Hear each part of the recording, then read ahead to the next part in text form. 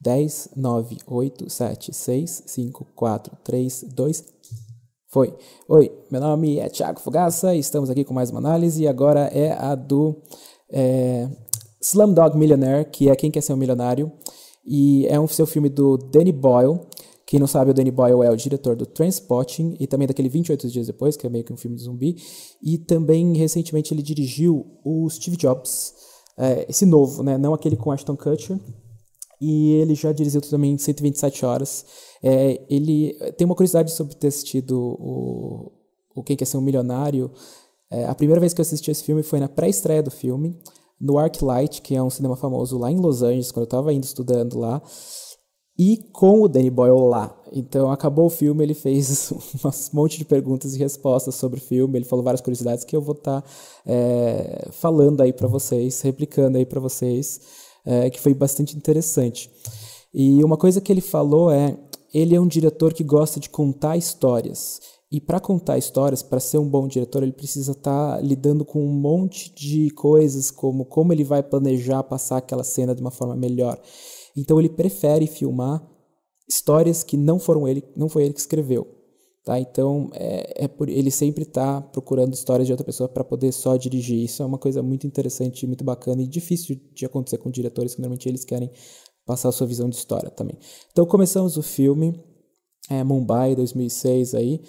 O nosso personagem principal, o Jamal Malik, e a gente coloca uma pergunta para o filme, né? Ele tem uma pergunta para ganhar esses 20 milhões de rupees aí, que na verdade, de rupias, que vão ser o que de fato vai transformar ou não esse personagem. A gente vai ver no final isso, o que isso significa.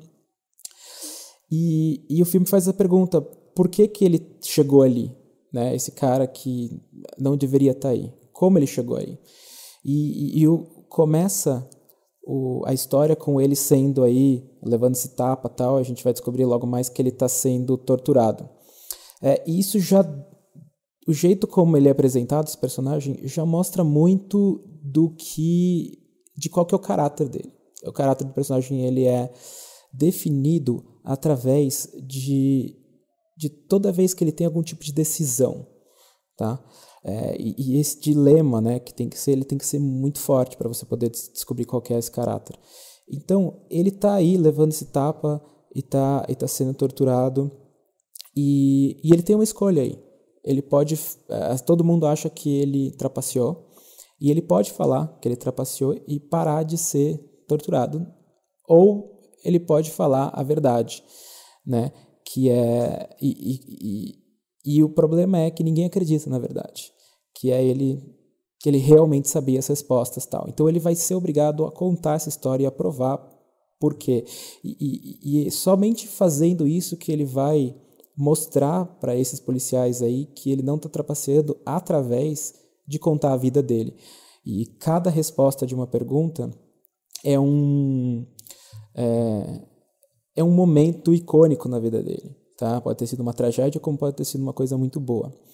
E aqui não só a gente mostra o tempo presente que ele está sendo torturado, como também a gente vai voltando para quando começou esse show. Você cria essa ambientação, que é uma coisa muito importante do primeiro ato. E essa ambientação esse é um show, que é o Quem Quer Ser Milionário, e a gente vai mostrando também quem que o Jamil que é simplesmente um cara que serve chá, tá? Então ele é uma pessoa humilde. Então a gente sabe duas coisas. Uma ele é humilde, e a outra é que agora ele foi descrito aí como durão. Na verdade, acho que a característica que define o Jamil é persistência. Tá? E acho que todos os desafios que tem a ver com ele, você vai ver que tem a ver com essa coisa da persistência. O filme, ele fica muito em cima de: será que a miséria ou será que a riqueza corrompem? Né? Tanto a miséria quanto a riqueza, de uma certa forma, vão corromper ou atrair esses personagens durante o filme. Tá? Ele porque ele está na miséria, ele acaba fazendo coisas moralmente dúbias, mas ele vê coisas horríveis. E quanto mais essas coisas horríveis acontecem, ou essas pessoas fazem essas coisas horríveis, mais elas, na verdade, conseguem ganhar dinheiro e entrar para a riqueza, só que é começar a abusar essa riqueza, abusar esse poder. E agora aí na pergunta do filme, como que ele trapaceou? Temos aí esse ator que fez o Pi mais velho, não sei se alguém viu As Aventuras de Pi, mas imediatamente já lembro dele. E ele continua sendo torturado. Uma outra coisa que o Danny Boyle falou, quando ele estava explicando, né, o que ele fez para dirigir o filme, foi quantas vezes ele ficou assim, chocado, né, com as coisas que aconteciam na Índia como um todo, né, em termos de pobreza, em termos de desigualdade social e tudo mais, mas ele falou uma coisa interessante que toda vez que ele mostra para audiências americanas, eles acham que é um exagero do que realmente é, quando na verdade ele falou que é quase um eufemismo do que realmente é. E olha só que interessante essa fala aí do investigador. Ele fala, olha, professor, universitário, cientistas, um monte de gente vai e não consegue acertar. Como que ele sabe? E daí ele fala, não, eu sei as respostas. Uma outra questão do filme, além dessa coisa dele ter essa persistência do caráter dele, de mexer sobre o que é ou não, o quanto a miséria ou a riqueza corrompem o poder e a pobreza corrompem uma pessoa moralmente, ele também fala muito sobre o destino, né, que eles falam. Como que ele foi destinado a ganhar esse prêmio. Então é um jeito, né, que no final das contas, a primeira pergunta do filme é como é que será que esse pobre garoto conseguiu ganhar 20 milhões respondendo todas as perguntas, e daí tem várias opções e a última é o destino, né, e é exatamente o que fica no final. E olha só, agora voltamos aí para a infância dele, a gente precisa saber qual que é o contexto por trás da vida dele. E essa coisa de estar jogando taco no aeroporto e daí, né, ser perseguido pelo lixo, tá? Mostra exatamente de onde ele veio e qual que é a origem desse personagem, né, em relação à ambientação dele. E a ambientação do personagem, principalmente no passado dele, é um que molda o seu caráter. Tá? E isso pode ser por uma coisa por um lado ou para o outro, né? A gente vê que dentro desse mesmo contexto social e econômico, o Jamil foi criado e o irmão dele também foi criado, e eles são personagens opostos tematicamente. Aí, um é um que dá muito valor ao dinheiro e acaba sendo corrompido de todas as maneiras, inclusive corrompendo outros. E o Jamil é um que não dá nenhum valor para o dinheiro, ele dá mais para a relação, para o amor. E ele vai ser persistente, ele não consegue ser dobrado por essa realidade opressora dele. E isso é muito importante, muito o jeito como eles mostram. Então, essa perseguição através da favela aí mostra pra gente várias coisas do contexto, né?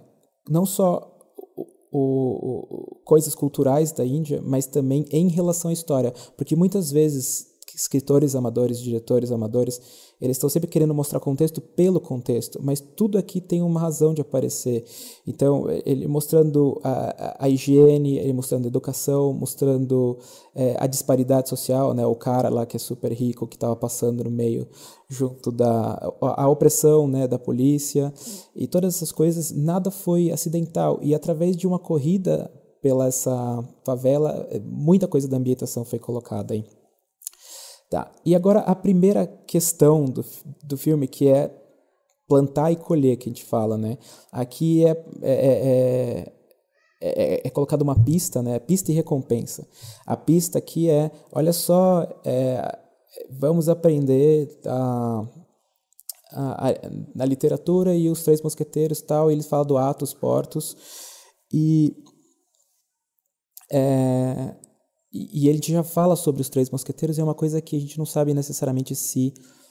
Para que serve algo que é uma informação ali, eles começam a se chamar, né? Porque eles são batidos na cabeça, eles começam a se chamar de Athos e Porthos, os irmãos, e só que nunca foi mencionado o nome do terceiro mosqueteiro, e por coincidência, na verdade por coincidência não, por design, essa é a última pergunta. Então a coisa que é a mais importante para ele, né, o terceiro mosqueteiro, inclusive que ela é o terceiro mosqueteiro, né, a Latika, que vai ser apresentada mais para frente, ela não tem nome, né, nesse assim, ela é nunca nomeada, e quando a pergunta é isso, ele não sabe, ele não se importa, porque ele conseguiu ela, né, que é a mais importante.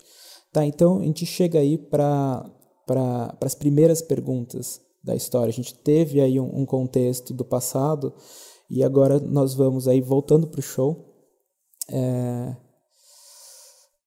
que também está dando um contexto do show, quais são as regras, né, que nem todo mundo já viu aí o show do milhão, mas temos aí a primeira pergunta, que é o astro desse filme. Agora, a questão, para que existe essa cena desse astro?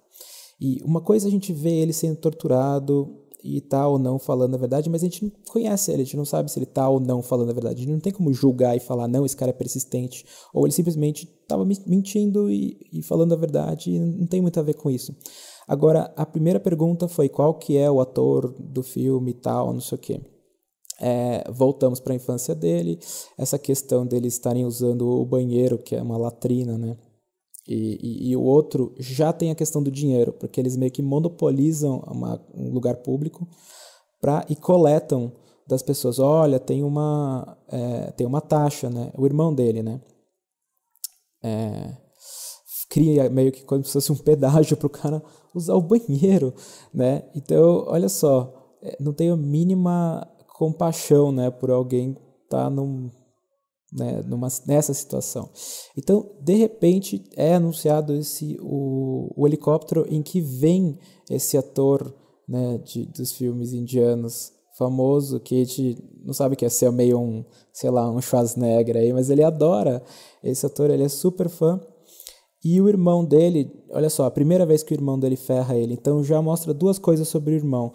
Uma é ele tá coletando dinheiro em cima do sofrimento das pessoas, né, a vontade de ir de banheiro, e segundo que só porque o irmão dele estava usando o banheiro e ele não conseguiu coletar a grana, ele ferrou esse irmão, trancou ele no banheiro, e agora ele tem um só jeito dele poder, ele tem uma foto, né, do ator, e ele tem só um jeito de descobrir como que ele vai,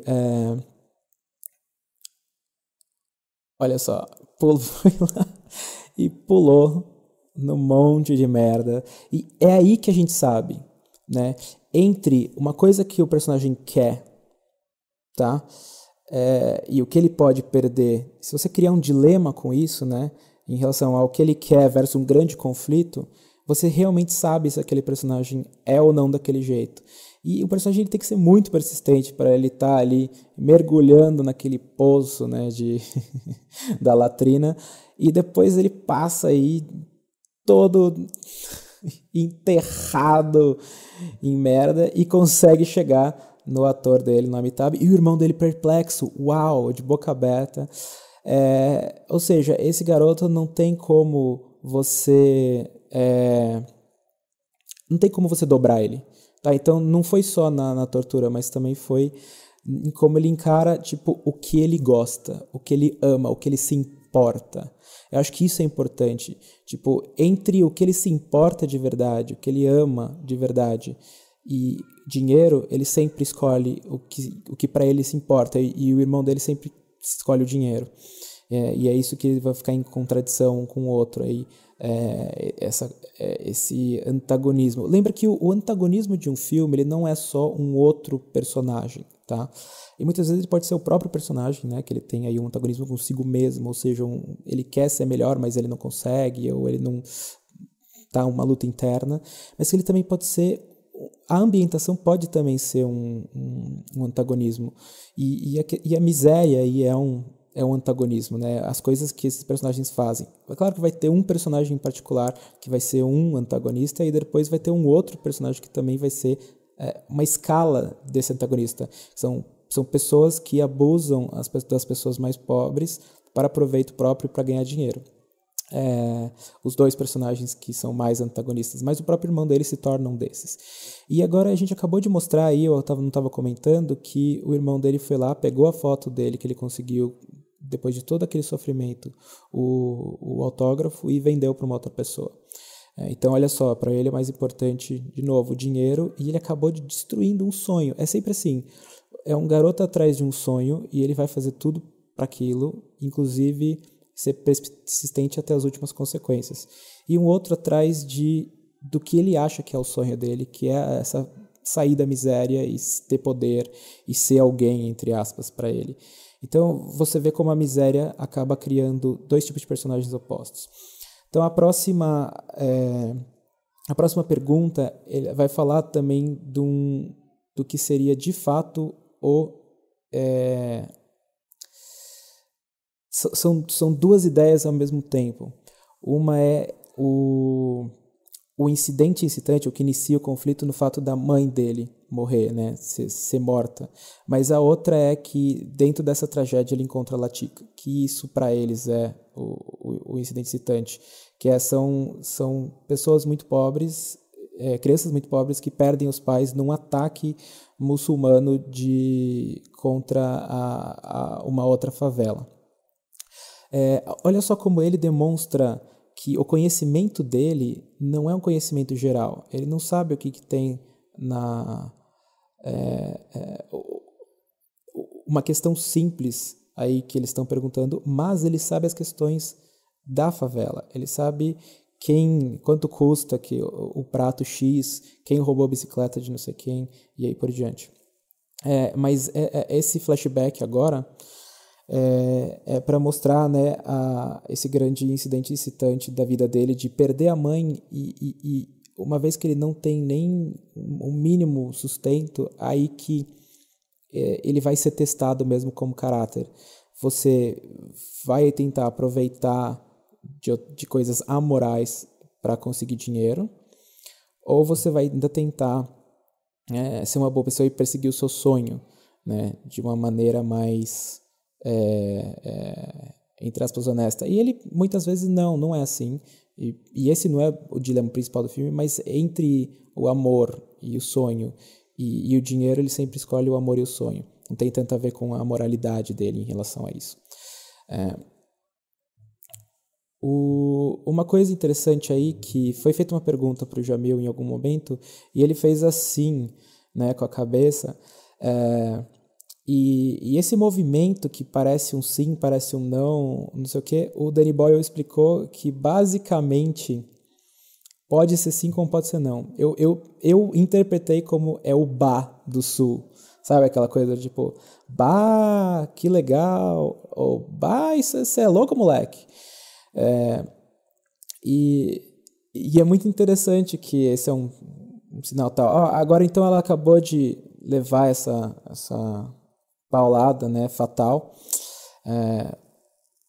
ou seja, ele perdeu, né, uma pessoa que ele realmente se importava, e tem a ver com uma questão religiosa, que por sinal acaba sendo engraçado que o irmão se torna um personagem muito religioso, e ele não se menciona muito em relação a isso.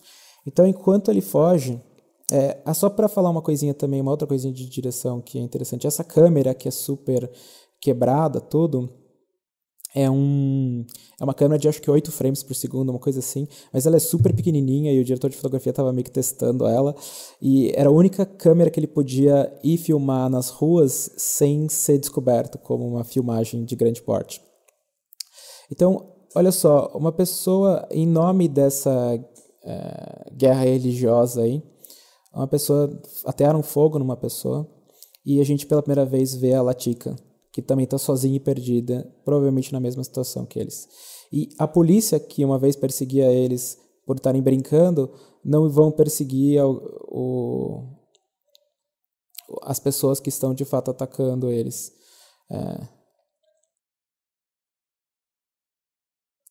Então, quando a informação das perguntas, né, a estrutura do filme é a cada pergunta uma nova revelação e um novo avanço sobre a vida dele. Quando a gente vê um poder emocional por trás de uma pergunta, a gente nunca esquece, né? E histórias são meio que isso, resumidamente. Basicamente se você passa por uma situação que tem uma grande emoção, na hora você não vai conseguir pensar em nada. Mas depois, se você começar a pensar no significado daquilo, você realmente aprende alguma coisa. E as histórias mexem, criam uma mescla entre uma coisa muito emocional e uma coisa muito lógica, porque você tem a distância emocional de estar vendo alguém. Tá? Então, o fato dele ter sido emocionalmente abalado por todos os eventos que transformaram nas respostas dessas perguntas, mas ele lembrou delas. Tá?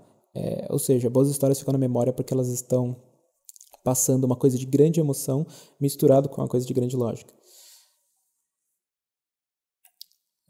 E olha só, a primeira vez que o personagem do apresentador trata ele como sempre trataram ele, né, com esse desprezo. Veja que após esse incidente incitante da casa deles, a favela deles ser totalmente queimada, e a única pessoa que está perseguindo eles é a menina, logo mais a gente passa pro segundo ato, que nada mais é do que ter uma meta clara. E essa meta será que eles vão sobreviver dentro desse mundo aí opressor em relação à ganância, em relação à miséria e tudo mais? E somente quando eles deixarem ela entrar na vida deles que eles têm essa meta em conjunta, tá? E daí ele já coloca essa pista que vai ter recompensa depois, nós nem sabemos o nome do terceiro mosqueteiro, e ele vai lá e fala, vem, por favor, o irmão não está se preocupando com a outra pessoa, ele está se preocupando no segurança e conforto dele próprio. Tá? E o outro não sabe, né, se ele chama ou não. E ele não consegue dormir exatamente pela questão emocional de ter perdido a mãe, mas a gente vê que o irmão está sofrendo pelas mesmas coisas emocionais, ele está acordado. Isso é muito importante, porque esse irmão ele tem todo o potencial de ir para o outro lado também. Né? A gente sente até uma empatia por ele, porque a gente meio que vê que ele também poderia ter sido uma boa pessoa, mas ele se fecha, ele fica mais duro porque ele não internaliza todas as emoções. E ele vai lá e chama ela para ficar e passar a noite com eles. E ela explica, né, que a mãe dela e o pai dela, né, não explica nada, na verdade, ela só balança a cabeça. Isso, na verdade, é mais interessante como resposta de roteiro. Em vez de você, às vezes, fazer um gesto é mais interessante do que falar, ou não responder é mais poderoso do que responder. E uma vez que é apresentada, eles aí, né, tremendo de frio, no meio da chuva, dormindo dentro de um vagão de trem, o filme começa a se desenrolar a sua pergunta dramática, né? Será que ele vai conseguir ganhar, ser um milionário? E é uma coisa que meio que já foi respondida antes, mas no momento que a gente está dentro desse, um momento não cronológico, vamos dizer assim, dentro desse show, é o momento em que o próprio apresentador falou para ele, você não tem chance nenhuma, então existe essa pergunta. Mas a grande pergunta dramática do filme como que esses três crianças, né, miseráveis na Índia vão ou não sobreviver a essa miséria, e se eles tiverem a chance de conseguir poder e dinheiro, será que isso vai corrompê-los? Fazendo essa pergunta, então, a gente já está passando aí para o segundo ato. Eu vou dar um intervalo agora, tá? Então, 24 e 28. Uma coisa que deu problema, que o Danny Boyle estava falando, É que um filme que um terço dele é legendado para uma audiência americana, existe uma certa reclamação aí. E, né, uma bobagem sem tamanho, mas eles não estão realmente acostumados e a gente nem pensa nisso porque a gente sempre está acostumado. Agora, deixa eu até pegar aqui o...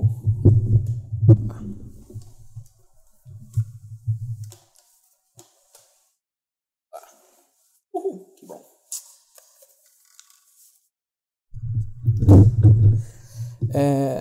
Olha só, né? Não sei se vocês deram pra ver nessa cena aí, mas ele já fez aquele. Você tá com sede dele? Não sei, né? O que talvez sim, talvez não, seja lá o que for. E a gente já vê esse cara, né? Bem vestido, de óculos e tal. A gente vê que ele tem dinheiro, a gente acha que ele é um santo.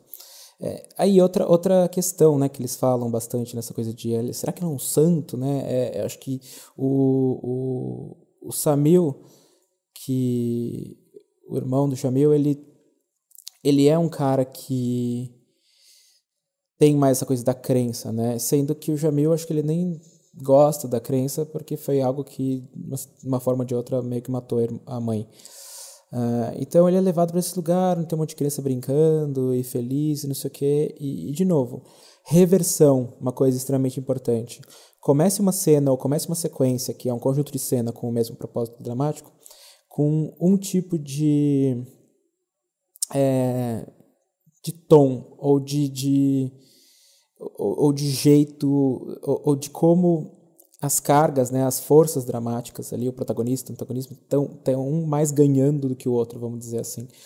Então, parece o lugar, né, maravilhoso e tudo mais, e de repente já começa a estabelecer certas regras e ele começa a pedir para as crianças cantarem, né, e a gente ainda não entende exatamente por que isso.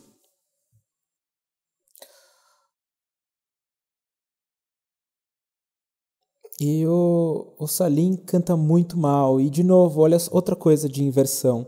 Isso necessariamente é um... Isso, na verdade, é uma coisa muito boa para ele não ter esse talento ele não tem a habilidade de cantar bem. E aqui já dá para perceber duas coisas do caráter dele. Uma ela dá uma risada e ele fere ela, e muito. Ele vai lá e dá um tapão. E daí, imediatamente, porque ele ficou zangado, ele também começa a lutar contra o gordão lá, né? Que ele começa a encher o saco. E já esse cara já começa a falar, olha, você tem potencial, você é um cara que é mandão e tudo mais. E o que ele faz? Ele coloca ele para ser quase que o chefe da gangue dessas crianças que pedem dinheiro aí. E assim, uma vez que ele ganha poder, né, que era sempre o que ele queria, poder, dinheiro e tal, ele já abusa disso, ele já começa a bater em todo mundo, vai lá, pega o bebê e fala, não, é você que tem que ficar com o bebê.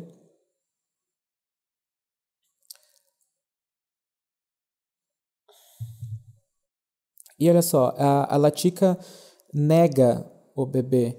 E ele fala, se você tiver o bebê, você vai ganhar mais dinheiro, né, ao pedir dinheiro. Então, e olha só como ele já, tipo, coloca ela nesse dilema, né, de ferir o outro, de machucar o outro. Será que ele vai ou não deixar o bebê cair? Ele finge que ele vai deixar o bebê cair só pra ela se preocupar e pegar o bebê. Tá? E daí a gente vê esse contexto deles aí pedindo grana e já começa, né, esse segundo ato, a gente já vê quais são as lutas, né, qual que é o obstáculo da miséria atuando em relação a eles. E até mostra que ela tá usando aí um tapa-olho, a gente não sabe se ele... que talvez seja o jeito como ela encontrou aí de não usar o bebê. Na verdade, pode ser que eu tenha que consertar isso, porque eu não estava prestando muita atenção se era ela mesma com um tapa-olho falso ou se era uma outra menina. E a primeira coisa é que, uma vez que ele agrediu ela, né, ela já quer se vingar dele aí, então ela vai lá e pega um monte de pimenta, coloca nele enquanto ele está dormindo, e ele fica louco, e você vê uma coisa muito importante dessa cena de novo, olha só a coisa de inversão, né? Ele... Tipo, um lugar feliz que, na verdade, não é tão feliz. um cara que tipo canta bem e outro que canta mal, mas isso na verdade é uma coisa boa, e quando ele começa a lutar, ele ganha poder. Quando ele ganha poder, ele abusa disso e ela já vai lá e começa a, a tentar fazer do jeito dela as coisas, e finalmente tem essa última coisa que ele coloca, ela coloca pimenta nele e ele fala: eu vou me vingar. Isso é muito importante e icônico, porque para ele a vingança é mais importante, e ela estava só se divertindo, ela não de fato machucou ninguém, e ele lá quase derrubou o bebê, né, só para provar um ponto.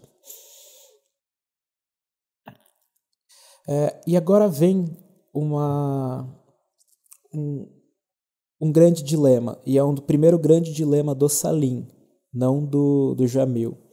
Esse grande, vocês vão ver que durante esse filme o personagem que muda, que tem um grande arco, é o Salim, o irmão do Jamil, tá? E ele tem esse grande arco porque ele passa a desistir do que o dinheiro e o poder pode trazer de prazer para ele, e ele desiste de tudo para salvar a Latika, para que ela fique junto do Jamil. E agora esse momento ele é extremamente forte, eu fiquei extremamente chocado quando eu vi o filme pela primeira vez, mas ele é para colocar um dilema com grandes riscos. Quanto maior o risco do dilema, mais a gente descobre caráter. Isso é muito importante, tá? É por isso que conflito existe em drama. As pessoas não sabem exatamente por causa de conflito. Por que conflito existe? É por isso. Então ele vê que o garoto que cantou bem, né? Ele se safou por pouco. O garoto que cantou bem é o garoto que tipo tem os olhos arrancados, aí, queimados, aí, porque ganha mais dinheiro se ele cantar. E a gente vê a tamanho risco, a tamanha crueldade que é isso, e o quanto essa crueldade a favor da grana, né, do dinheiro, o quanto ele se corrompe. E no momento que esse cara, eu acho que eu estava falando o nome errado, né, o Jamal, que é o irmão dele. Não. Não, tá certo. Jamil é o principal. E o Salim é o irmão. Então, olha só o que esse cara fala. Se você...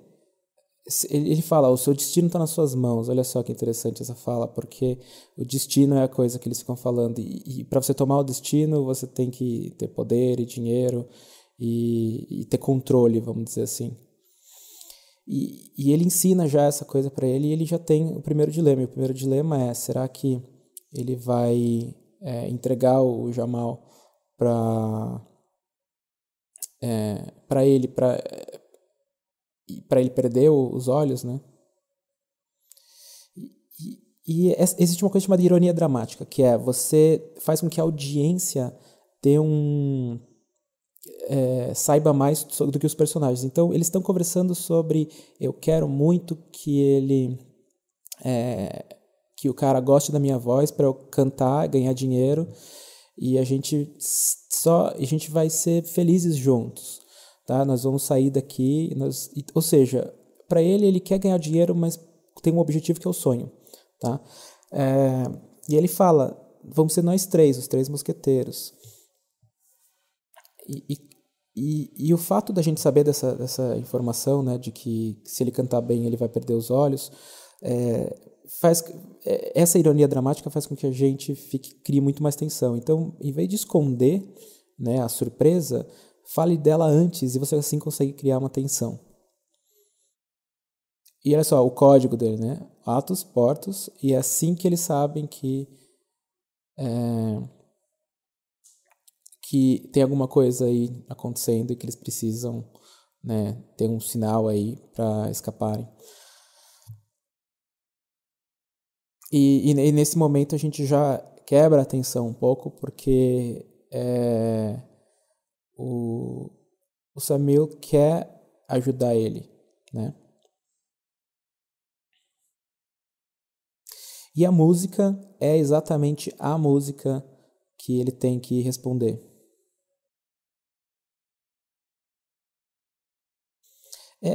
E veja que interessante como no começo do filme ele vai cantar mas ele já pede o dinheiro. Ou seja, embora o personagem do Jamal ele é um que é sempre persistente e está buscando sempre essa coisa mais emocional, no começo do filme ele tem muito de querer, sim, um pouco dos bens materiais.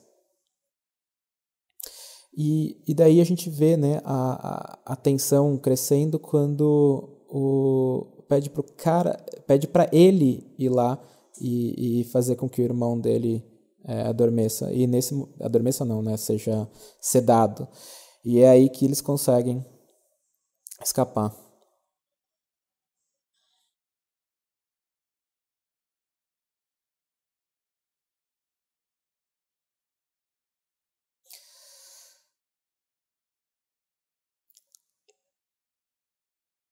Ok, agora esse próximo momento no qual eles conseguem pular em um trem e escapar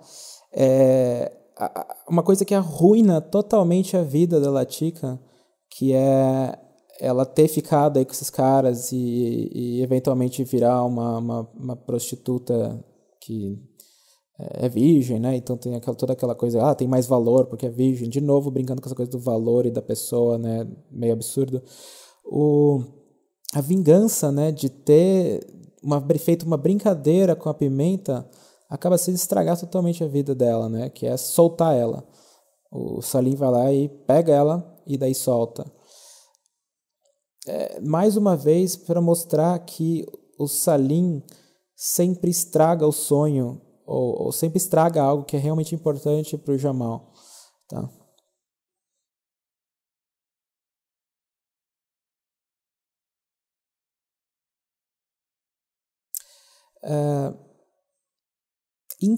Existem duas estruturas, uma é de conflito, né, que o conflito deles é: será que eles vão sobreviver como órfãos e na miséria? E existe também uma estrutura mais emocional aí. E essa estrutura emocional tem a ver com uma história que, na verdade, está testando o personagem em relação ao seu caráter. E a história, o que está sendo testado aqui é a persistência do Jamal pelos seus sonhos e a sua convicção moral versus o quanto a miséria e o dinheiro podem corromper ele. Tá? Será que ele vai ser corrompido? E a gente tirar a Latika da vida dele é só contribuir para que ele seja de fato corrompido, tá? Por esse mundo. Mas ele nunca esquece ela, ele nunca perde esse sonho de vista, ele nunca perde a coisa que realmente é importante. E voltamos então para o show e ele responde.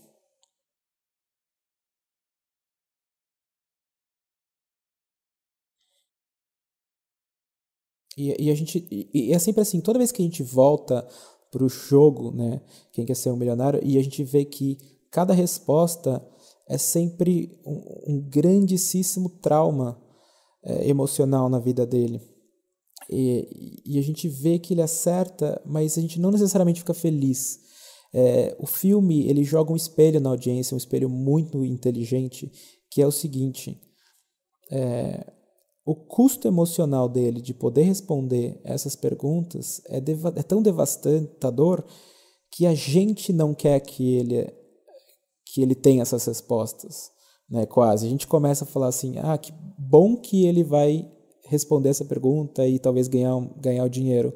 Mas a gente quase hesita a ponto de falar: nossa, mas que droga que ele sabe essa resposta nas circunstâncias que afetaram.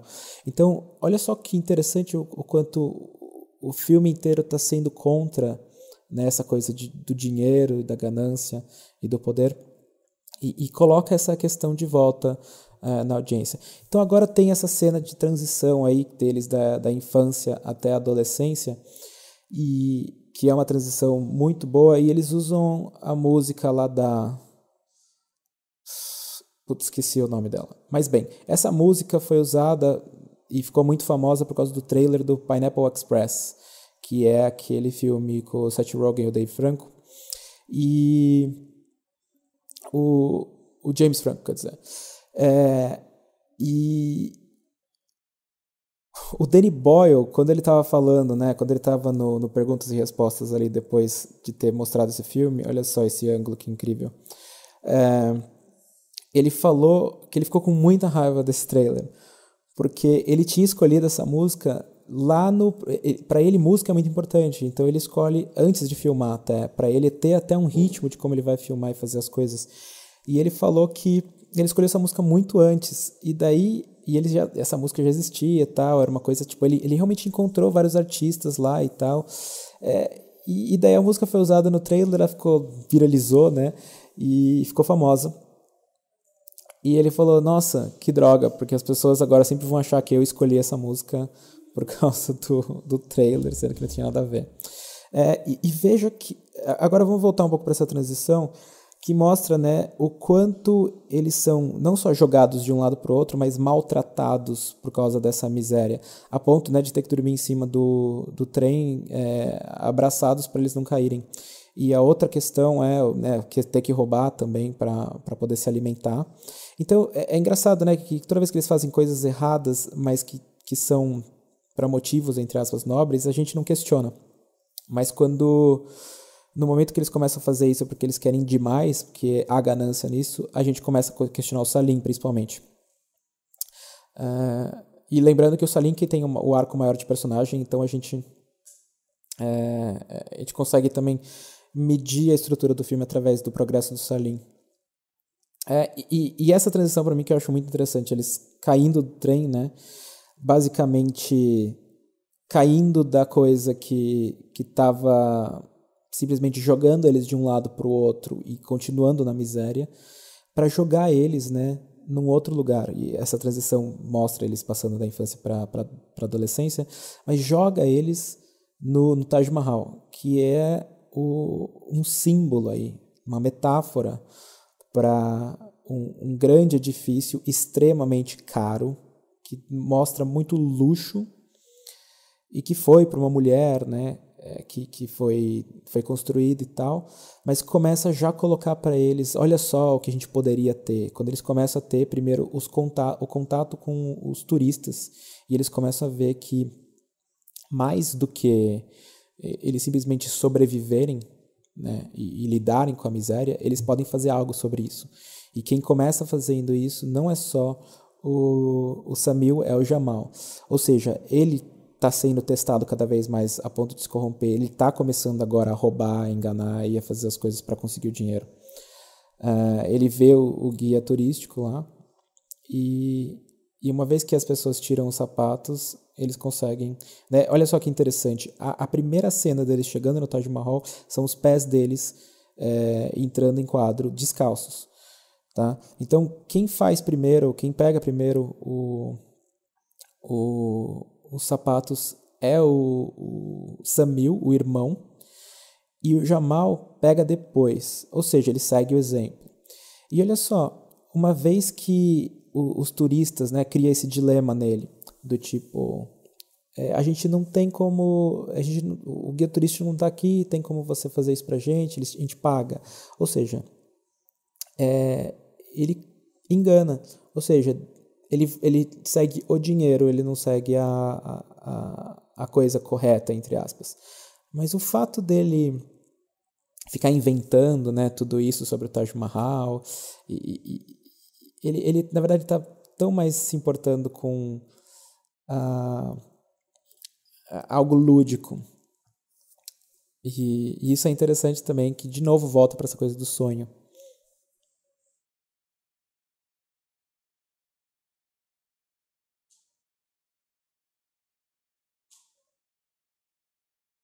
Aí, ó, o guia foi escrito por mendigos, indianos preguiçosos e imprestáveis. E ele mal viu isso, né? Ele mal percebeu isso, mas nós, como audiência, vemos que ele acabou de tipo, quase que se definir. Ele falou assim, um mendigo indiano é imprestável e preguiçoso e tal. E ele acabou de falar isso, né? E sendo que ele sabe que ele está inventando um monte de coisa.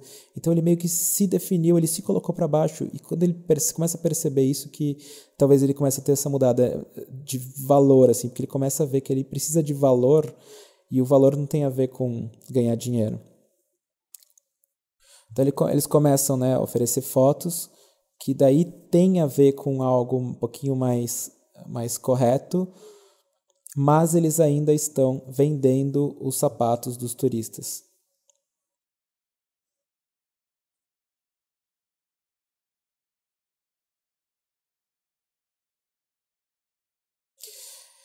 E aí o Samil começa já, né, ele já está fumando aí, e a gente fica vendo essa coisa do dinheiro, dinheiro o tempo todo.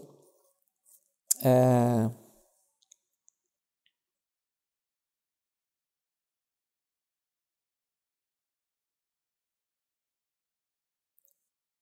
e um, então agora começa a acontecer uma mudança aí. Ele foi testado em relação a isso, mas ele sempre está sendo amoral junto com o irmão aí.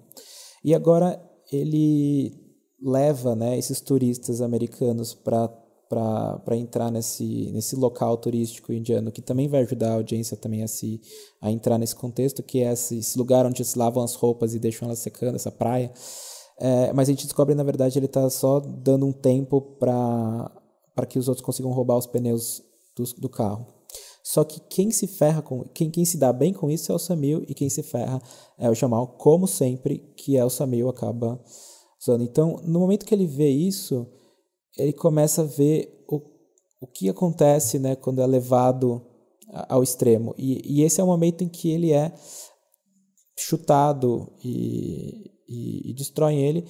E por que fazem isso, né? Ele acaba descobrindo aí essa coisa dele ser tratado como emprestável de novo, né, pela polícia e tal, mas ele começa a ver as consequências de enganar. E, e daí eles falam, nós somos americanos, nós vamos te dar nós vamos, tipo, somos benéficos e tudo mais. Eles dão uma nota e a gente não vê necessariamente essa nota, mas ela vai mostrar muito da mudança dessa pequena mudança que a gente tem agora do Jamal, que é o fato dele ter sido, né, tá com o olho aí inchado por ter levado um chute. Ele começa é uma das primeiras vezes que ele começa a se olhar e a ver, opa, o que eu posso me tornar se eu continuar roubando, né? Então a gente já começa a ir para esse passo, a gente está começando a chegar aí no meio ponto do filme. O meio ponto emocional, tá? Ou seja, o meio ponto em que a gente demonstra o personagem vendo o outro lado e não gostando dele, que é esse lado aí mais ganancioso e tudo mais. E uma cena que complementa muito bem essa cena da ópera, porque mostra muito, né, uma coisa bela e sutil, e a ópera, e um cara cantando para uma mulher que está morta, tá? Uma tragédia e tudo mais. E ele, ao invés de roubar, ele está mais interessado em assistir. Então é um jeito de apresentar ele a certas purezas e coisas mais nobres, e meio que perguntar para ele, olha, você vai ficar aí roubando as pessoas, ou você quer lembrar daquela pessoa que te trazia felicidade, que é a Latika, né? Então voltamos aí para os flashes da Latika aparecendo, e mais uma vez entramos no presente, que é para mostrar que aquela nota que ele recebeu era uma nota de $100, e principalmente o próximo dilema dele agora vai ter a ver com, pela primeira vez desde que ele escapou, ele não está dando mais valor para... Desde que ele escapou, não, desde que ele viveu muito tempo na miséria e começou a fazer dinheiro enganando os turistas, ou fazendo coisas que ele não podia com a câmera, que ele não podia porque ele roubou e tal. Pela primeira vez ele tem um dilema aí, que é sobre ele ficar com essa nota de 100 ou não. E olha só, a gente não sabe que ele... que aquela nota era uma nota de $100 que ele recebeu. Por quê? Porque ainda não era interessante. Às vezes a gente dá informação e às vezes a gente esconde a informação. E nesse caso é uma das primeiras vezes que a gente não vê a resposta da pergunta antes dela acontecer. A gente viu que ele recebeu uma grana, mas a gente não entende. E a prova disso que o policial faz é quem está na nota de tal. E por que ele sabe? Ele não sabe nem que o Gandhi está na nota de 1.000 rupias, mas ele sabe que o Benjamin Franklin está na nota de $100. Como? E aí finalmente vem a revelação, que é mais interessante vir depois da resposta, porque a gente vai revelar também o destino daquele garoto que ficou cego e agora tem que cantar no metrô.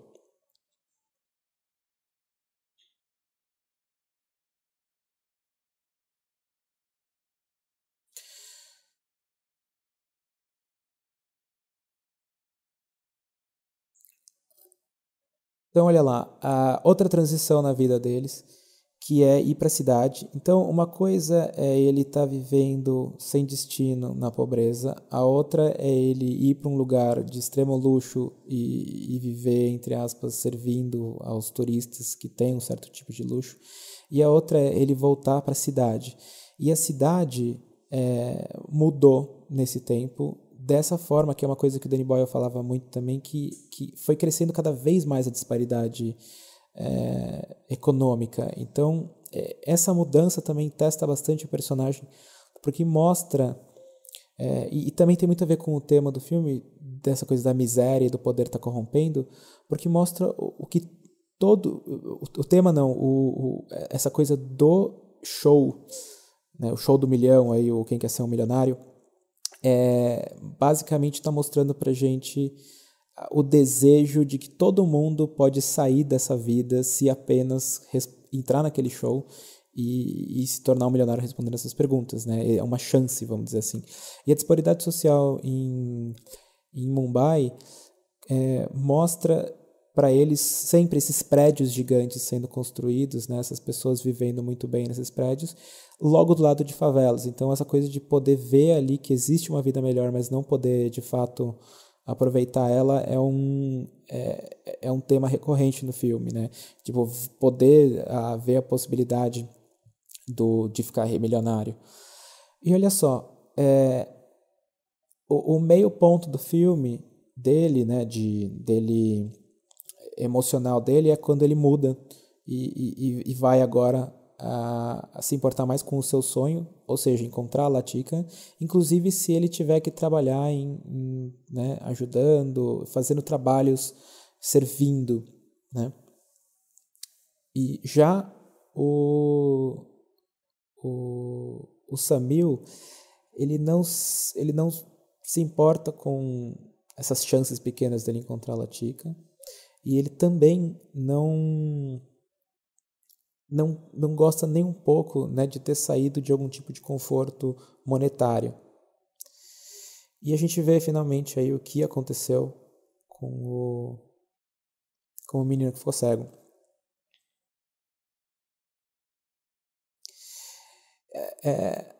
E a frase dele de pedir, né, bênção a quem ajuda o próximo, né, essa coisa, né, de tipo poder ajudar o próximo, ser bondoso e ter a ver com uma coisa de religião, né, bênção e tudo mais.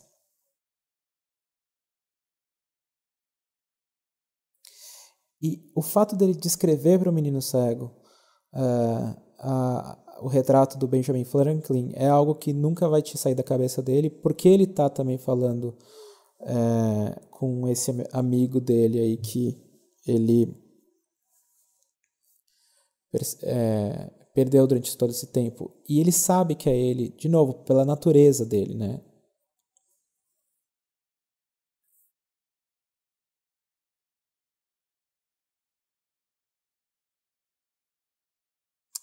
Aí tem uma coisa também, porque ele só foi salvo porque o irmão dele salvou ele. Então, o meio ponto também às vezes prova que para todo ponto tem um contraponto. E aí ele está falando que o irmão dele tem bondade nele, ainda a gente ainda não está descobrindo. E ele fala, né, onde está a Latika, ele fala, não vai atrás dela, mas ele quer continuar.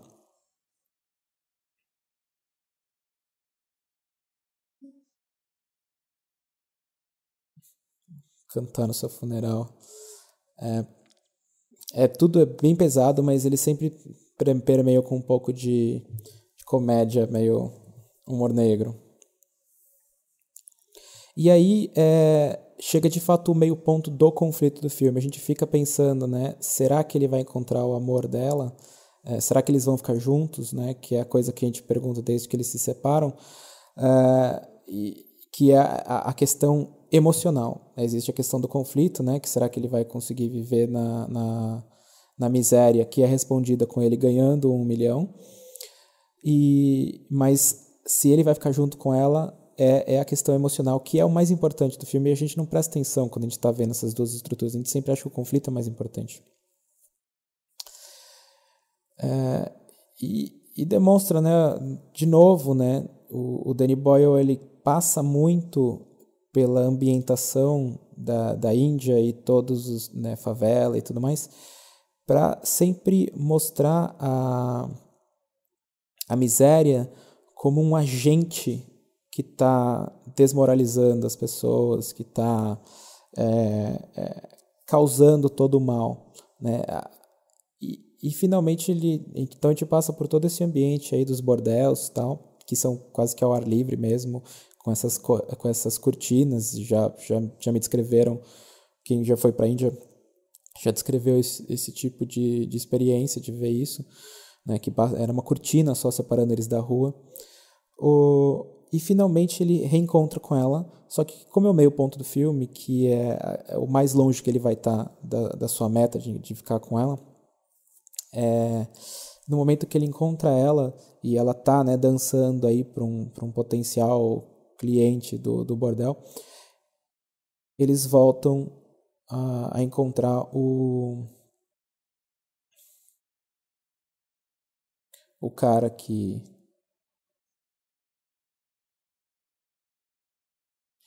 cega as pessoas. E a gente volta, né? Não é Panus que é o cara gordo, que ele tem todo um monte de cicatrizes por causa do que o Salim fez.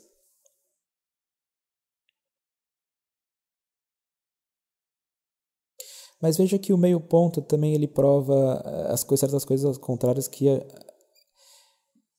como, por exemplo, o fato do Jamil pegar a arma, ser violento, que é tudo que ele sempre fez, mas isso, entre aspas, ser uma coisa boa para eles. Então a gente até prova essa coisa da violência e não sei o que, como uma coisa também que meio que ajudou eles. Então, você nunca esquece um rosto, né? Então eu não vou... Aquilo que você... De novo, a inversão da cena é uma coisa muito importante. Ele começa com eu nunca esqueci um rosto e eu vou me vingar, com ele abaixado a ponto de levar a bala aí e não esquecer o rosto significa também que ele vai tentar procurar vingança, logo é necessário eliminar ele. Ou seja, o que ele falou como algo que dá poder a ele no começo da cena é algo que tira totalmente o poder dele e, na verdade, que mata ele no final da cena.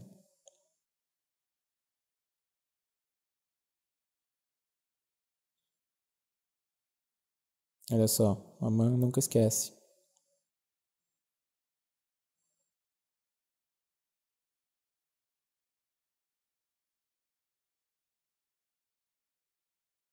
Então, aí a gente vê que no meio ponto o irmão dele é corrompido. O irmão dele tirou uma vida. Não importa quantas coisinhas eles faziam, né? Que tirar a vida já pulou de nível. E mais novamente a gente fica com esse corte paralelo aí, voltando para o show do milionário aí. E com a pergunta, quem inventou o revólver?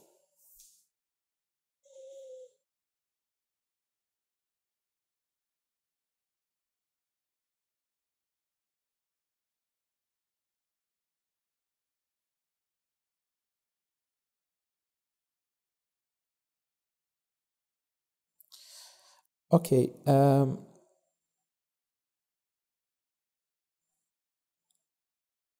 vejo que até apresentador aí meio que pela primeira vez ao responder a pergunta ele já fala, eu acho seu coração tá no lugar certo, eu acho que você vai ganhar, tal, não sei o quê. Que é o contrário, na verdade, de como ele trata ele no backstage ali, no por trás das cenas.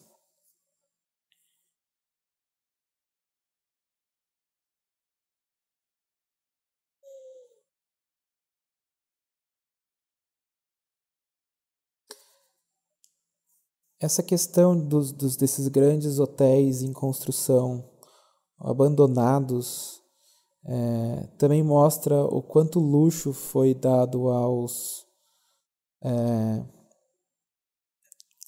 a esses turistas, né, que tinham grana, e de repente, quando estava pronto, acabaram ninguém usando isso. Ficaram abandonados com um guarda que está dormindo ali.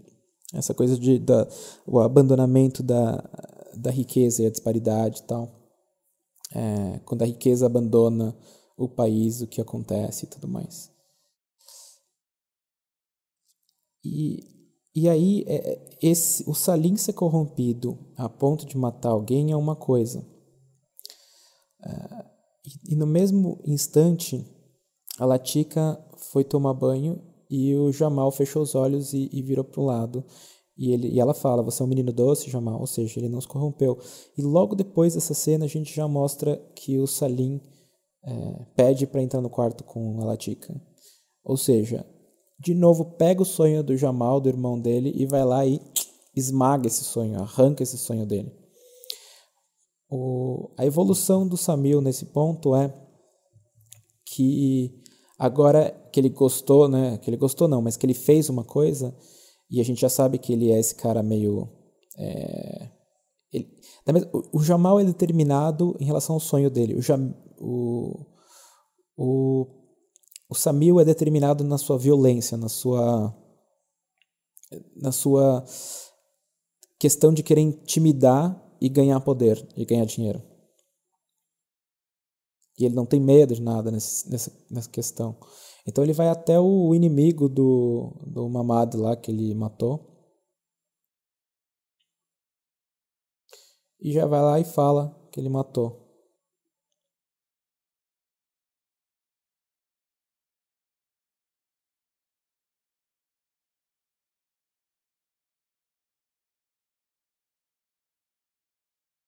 E esse cara, né, que aparece depois do meio ponto, é sempre um cara que é pior do Mamad.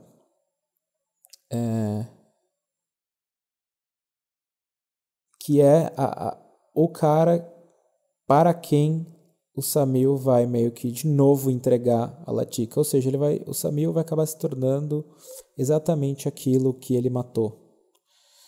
Né? Ele perdeu totalmente aí a senso de moralidade.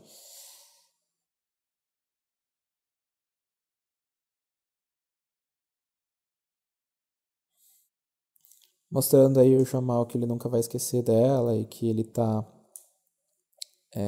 sempre determinado, inclusive falando sobre o destino.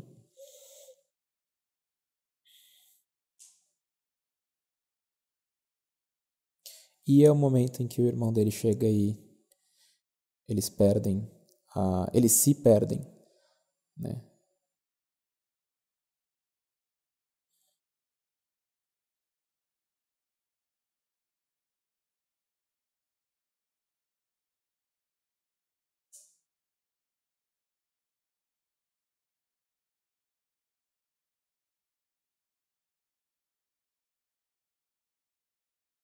Olha só, eu sou o chefe, eu mando agora. Ou seja, poder, dinheiro corrompe. Mas você vê que o Jamal ele não vai desistir. E eles brigam.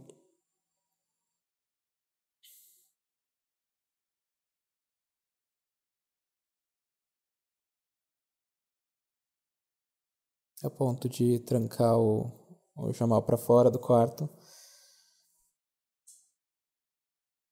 e receber essa levar, né, ter apontado na cara dele a arma, que já cria também outra razão extremamente emocional e forte na vida dele para ele saber o nome do cara que inventou o revólver. E ela, nessa questão, também perto do meio ponto, ela se sacrifica. Ela fala para ele ir embora, que ela vai ficar com o Samil, porque ela não quer ele se machucando, tá? Então você vê que ela sempre desiste de um futuro melhor em todos os momentos do filme, porque ela não quer conflito. Ela simplesmente é levada e absorvida por essa realidade da miséria e de quem tem poder e quer dinheiro. Ela é absorvida e sofre com isso. Então, por causa dela, eles são irmãos lá, mas não tem essa coisa, né? Se eles começarem a brigar, pode ser muito bem que o outro vai lá e tente eliminar ele de verdade. De novo, ele tá na polícia, foi torturado e ainda assim ataca o cara que chamou ela que insultou ela.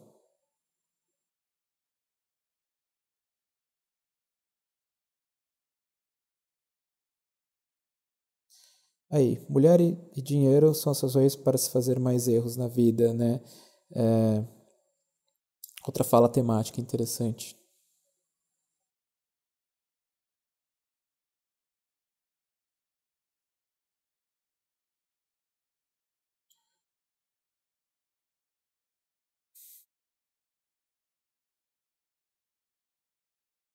Para quem não sabe, o ator, o Dev Patel, ele foi descoberto numa série inglesa, ele é inglês, chamada Skins.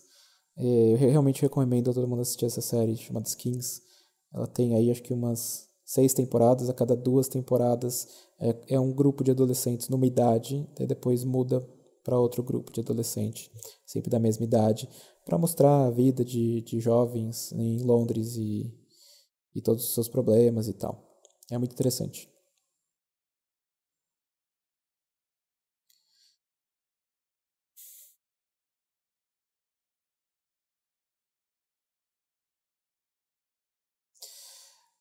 Então, olha só, como, né, ele conseguiu entrar lá no programa e ele serve chá num local, né, mais prestigioso aí, onde todo mundo estuda, mas é interessante que tipo, eles estão se preocupando com essas coisinhas, né, essa coisa do... Acho que eu não sei se é uma novela ou o que é. Ou, não, na verdade não é uma novela, é tipo a futilidade de estar indo atrás de celebridades.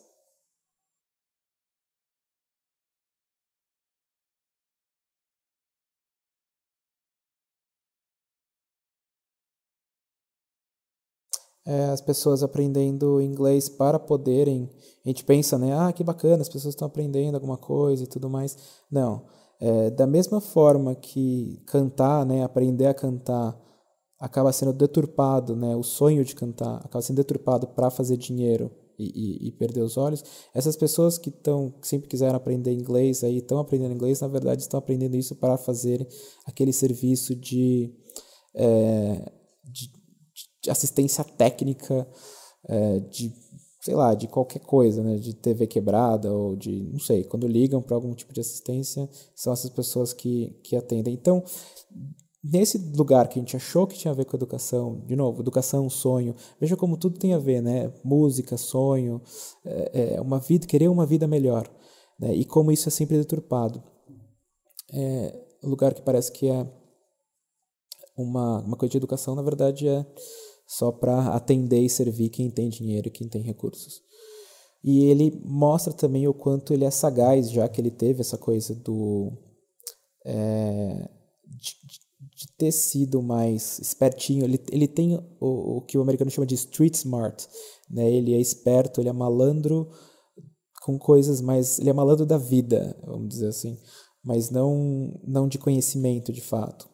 Então ele sabe exatamente que se você falar na palavra ser do Quem Quer Ser um Milionário, você consegue entrar.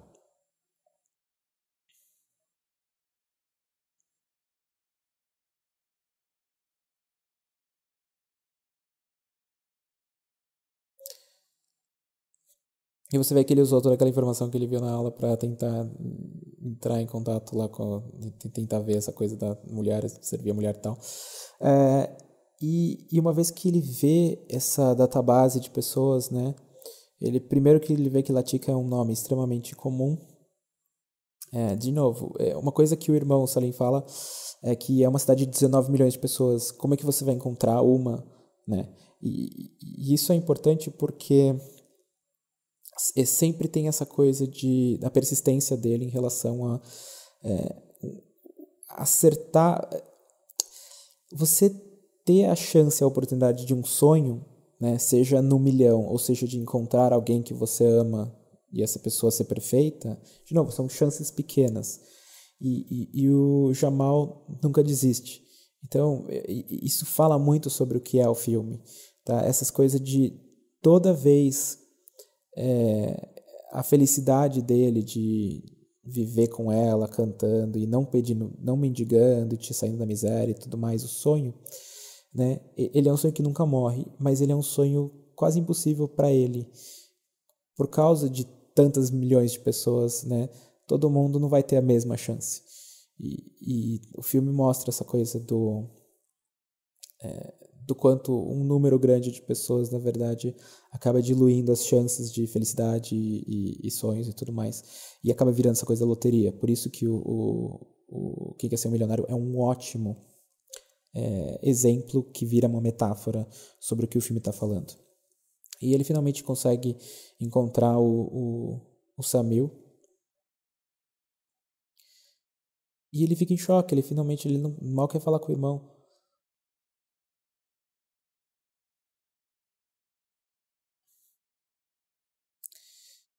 E o jeito como as baias de trabalho desse atendimento ao cliente foi feita é que eles atendiam regiões de Londres e é por isso que ele conseguia saber exatamente qual que era a região que eles estavam, porque eles começavam a colocar aquelas... É que nem em muitos escritórios fazem isso, no Google eles fazem isso, eles colocam que cada sala ou cada coisa é uma especiaria não, é um lanche ou uma comida brasileira, tipo pão de queijo, pastel, essas coisas. E nesse caso eles colocam aí o Cambridge Circus, né, de Londres, brincando com o local em que ele está localizado.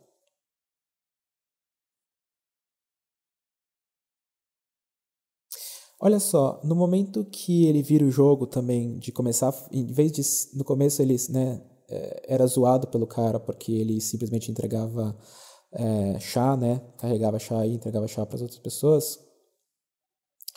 Ele agora faz essa piada, né, tipo, você tá nervoso, e começa a gente vê pela percepção das pessoas dentro da sala de controle que ele tá dando um baile nesse apresentador. E já é a primeira dica aí de que esse apresentador, para ele é importante estar no controle, no poder aí do show. E isso está irritando ele.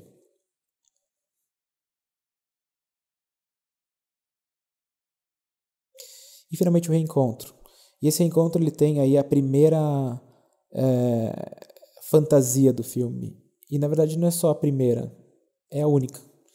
E é engraçado como essa fantasia meio que destoa do resto do filme. Ele fica bravo com o irmão e ele vai lá e pula nele e os dois pulam juntos do prédio e caem. A gente, meu Deus, não sei o quê.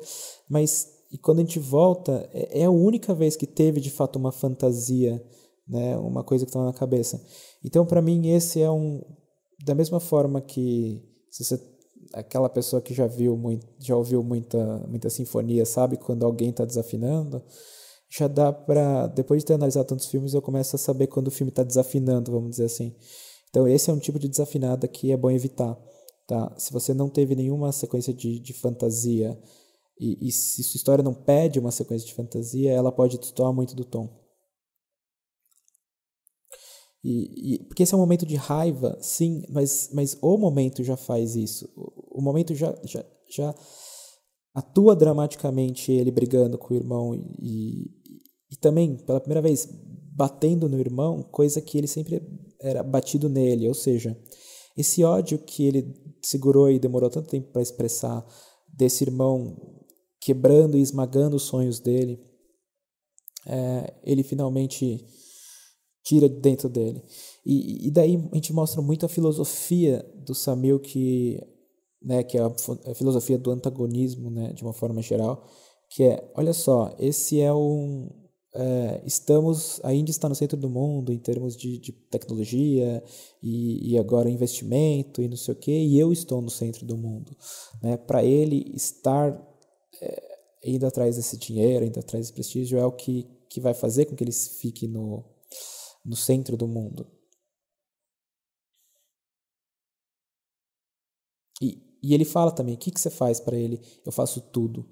Né? A gente volta para aquela primeira cena do filme que mostra a disparidade já dentro deles, olhando o cara enquanto eles estão correndo num carro bom dentro da favela. E mostra que o Samil faz o que for necessário por esse cara, inclusive totalmente amoral. E ele ainda pergunta, você ainda quer saber sobre a Latika?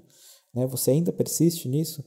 Sendo que ele teve essa coisa também de querer, de fazer qualquer coisa para esse poder, né? Mas, de novo, os dois fazendo qualquer coisa, mas um para algo, vamos dizer assim, digno, e o outro uma coisa mais pessoal, mais mesquinha, desculpa, egoísta.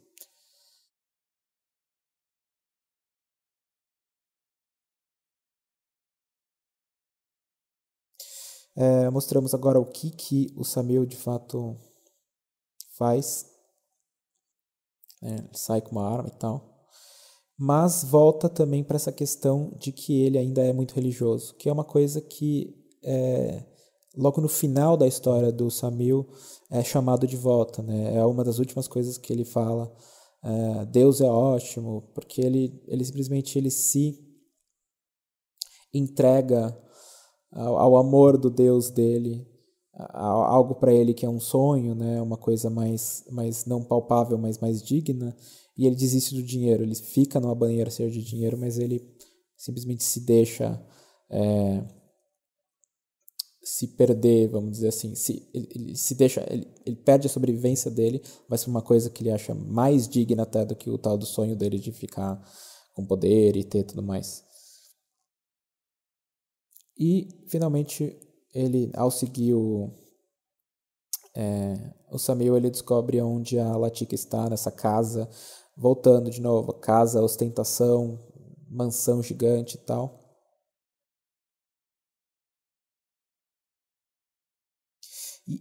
E ele sempre está enganando as pessoas, né, fingindo ter uma profissão, ou fingindo que ele sabe uma coisa que ele não sabe, que também é um jeito interessante e irônico de mostrar, né, que no Show do Milhão todo mundo acha que ele não sabe das coisas, mas ele sabe, mas na vida mesmo ele finge saber das coisas para ele poder simplesmente viver, simplesmente conseguir as coisas mínimas possíveis, né? Seja o sapato, seja tirar foto com o turista, seja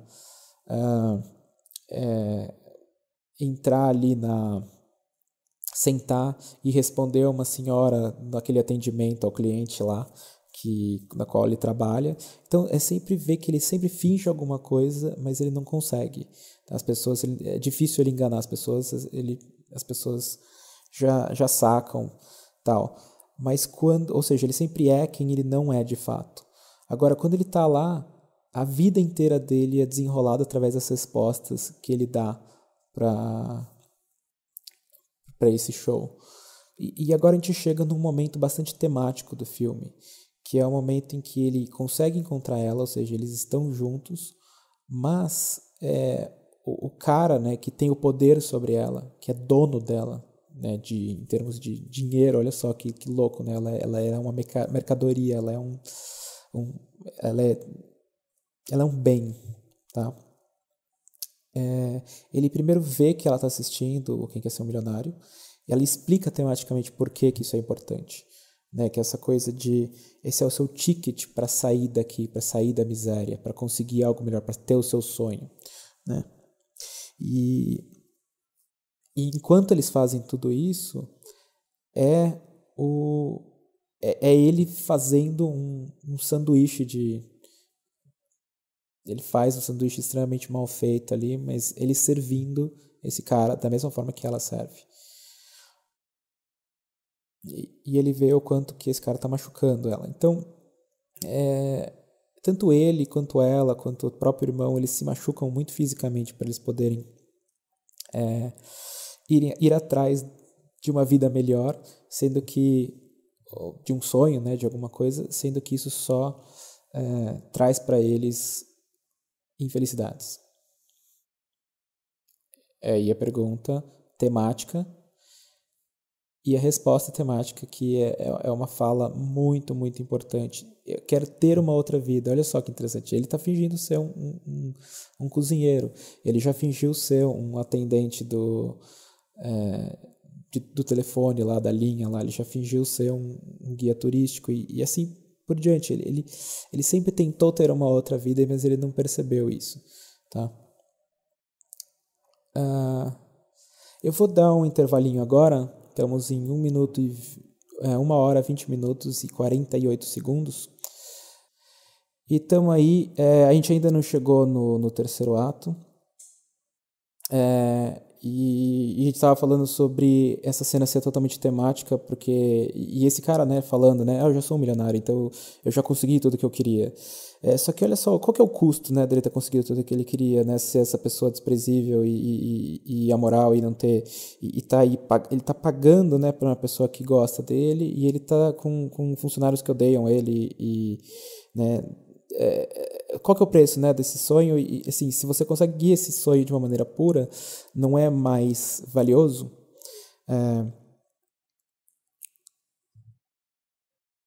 E essa conversa deles é um pouquinho mais tensa, porque eles estão, né, servindo esse cara e planejando aí uma possível fuga.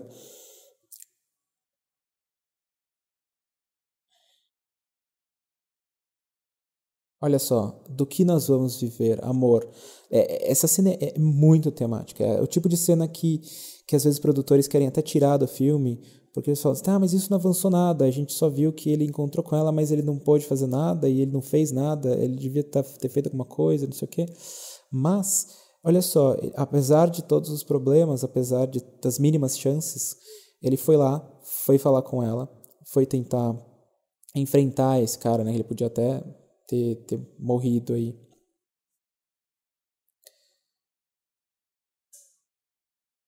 E, e veja como, ao chegar mais perto do terceiro ato, a gente também está aumentando os riscos aí, no sentido de que ela vai sair de Mumbai. Ele tem um tempo agora finito. Então, uma coisa ele tá sempre, toda vez que ele chega perto de encontrar ela, ele perde ela. E isso vai se repetir mais uma vez. A diferença é que antes era 19 milhões de pessoas na Índia, né? Na cidade, quer dizer, só. E agora, para onde que ela vai, né? Ela nem falou. As chances vão ser ainda menores dele conseguir, né? Uma coisa é ele fisicamente conseguir se transportar, mas ele nunca vai ter dinheiro ou recurso para poder viajar, para ir atrás dela. E já que a questão dele, já que o caráter dele é essa persistência, ela pede para ele, por favor, me esqueça, né? E o que acontece é que ele fala, não, todo dia eu vou fazer isso.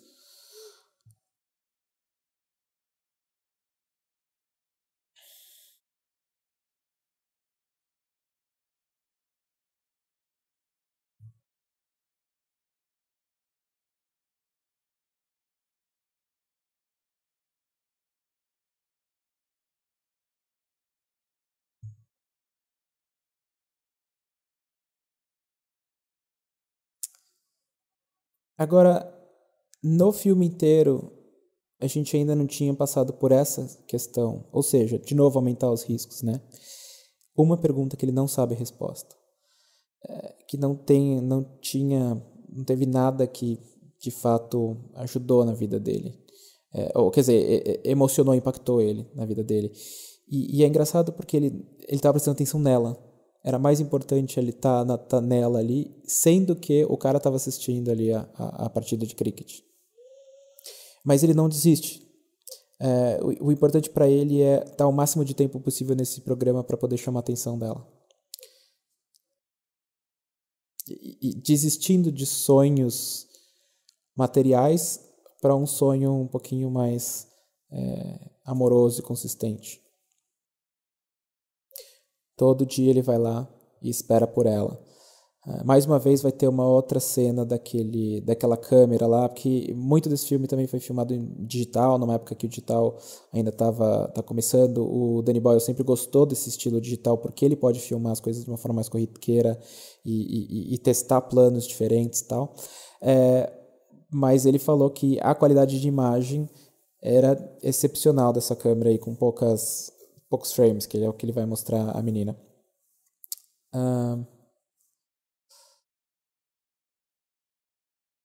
Quais são as chances, né? Uma agulha no palheiro, ele procurando por ela nessa multidão. E é sempre isso, sempre de novo e de novo e de novo. Ele tem tudo para desistir dessas chances mínimas de acontecerem as coisas boas para ele, que é também a metáfora, né, do show do milhão. As chances mínimas dele conseguir alinhar todo o conhecimento dele e conseguir, de fato, saber a resposta para tudo. E o terceiro ato marca muito essa passagem a vida dele não ensinou mais nada para ele que vai, de fato, fazer essas perguntas serem respondidas. A gente aumenta o risco no qual agora vai ter que ser, de fato, a sorte, o tal do destino que ele faz sempre.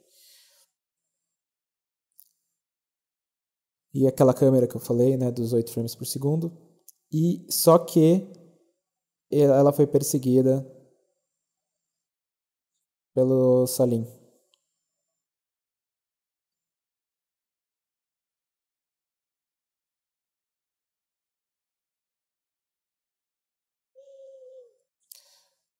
Ok, o irmão dele se torna esse antagonista declarado, vamos dizer assim, no momento em que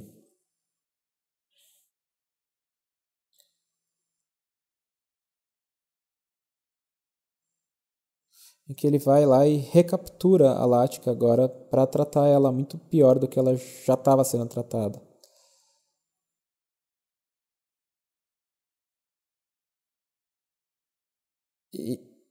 E essa questão de que, para ela, entre aspas, receber uma lição, ela vai ser dilacerada aí por uma facada e ela fica com uma cicatriz para ela nunca esquecer de que ela é propriedade de alguém. E agora também vamos aumentar, né, o risco da parte do presente, né, dele poder acertar ou não essas perguntas. Presta atenção que esse cara, né, ele fala que, tipo, ser apresentador desse programa, né, ele veio da favela e ele agora está apresentando e ele se tornou um milionário.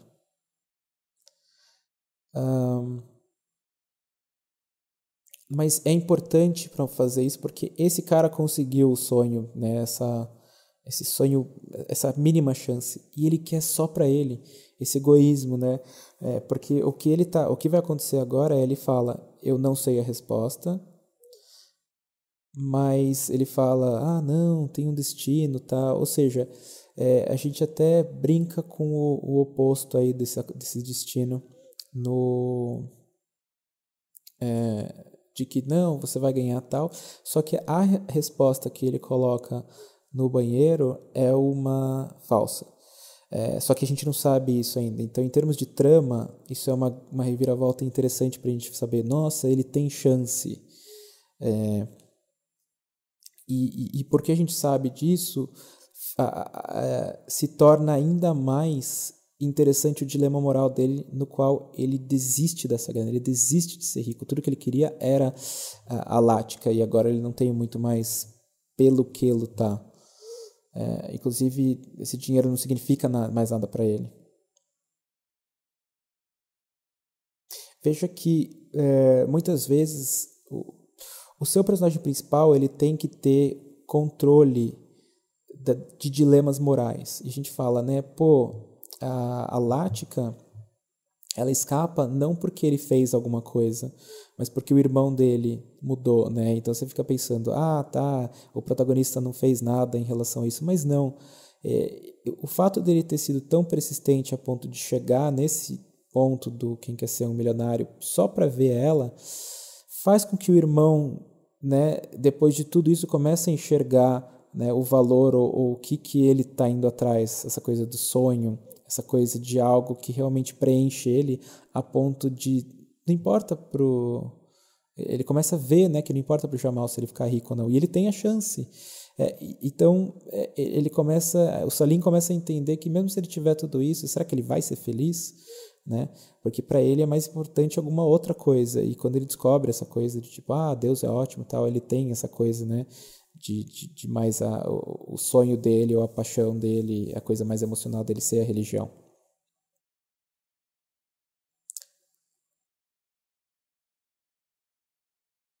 Então olha só, ele sabe que apenas não é um desses quatro. E agora, pela primeira vez no filme, né, aumentando os riscos para o terceiro ato, ele começa a utilizar as outras regras que foram estabelecidas lá no primeiro ato. Então agora ele fica com duas opções. Uma delas é a resposta que o cara deu para ele. A outra, ele sabe que vai estar errada, mas a gente não sabe isso ainda, mas o cara deu a resposta errada para ele.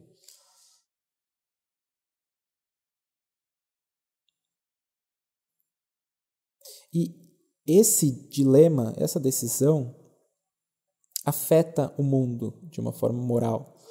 Tá? É por isso que essa é a decisão mais importante dele. Ele nunca desistiu e nunca vai desistir dela, né? A ponto de, mesmo que ele nunca encontre ela mais, porque ela vai ser sempre protegida pelo Salim, né? No mínimo ele pode ser visto por ela, e ele, com essas ínfimas chances, conseguiu chegar ali. E para ele isso bastou, a ponto dessa decisão dele de desistir de toda a grana, que a audiência sabe de tudo isso, é muito poderosa.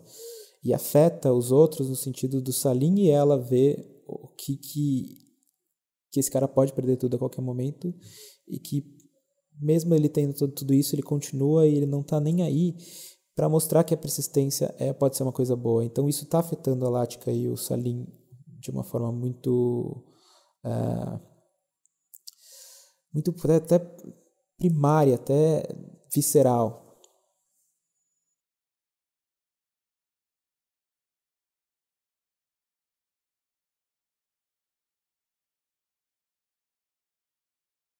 E a audiência, né, fica incrivelmente feliz, e ele está chocado, porque ele tinha de fato desistido, né, dessa quantia que é, pelo que eu entendi, 10 mil rúpias, são 10 milhões de rúpias, seria o equivalente a 1 milhão de dólares. Quer dizer, meio milhão de dólares. Porque a quantia final é o 1 milhão.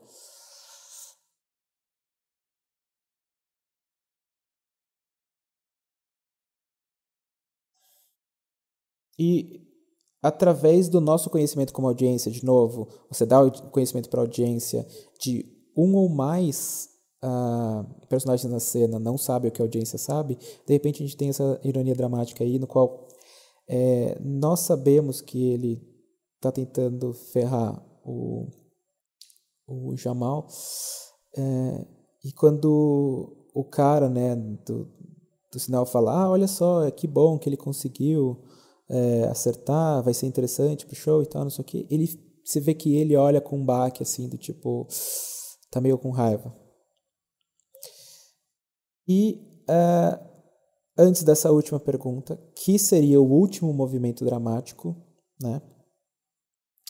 Não só é a última pergunta, a última pergunta sendo o último movimento dramático, como a revelação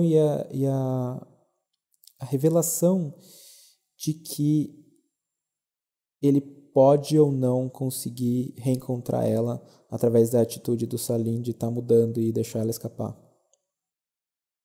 E nesse momento aí os riscos são colocados no ápice do filme inteiro, que a gente descobre que a polícia pega ele.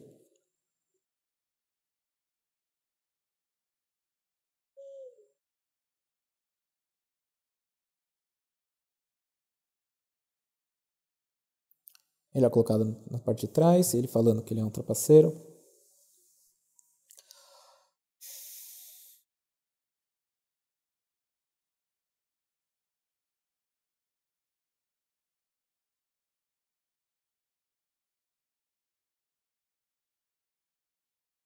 Olha só, o programa é meu, a fama é minha, o poder é meu. Eu não quero que alguém roube o meu lugar na fama, o meu lugar de ter sido alguém da favela que vira um milionário, né? Isso é o meu poder, isso é o que eu tenho.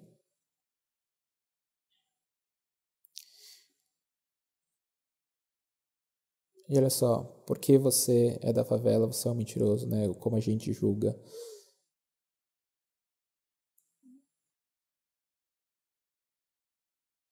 E apesar de tudo, essa persistência dele demonstra o, o poder aí que ele tem como uma pessoa verdadeira e sincera.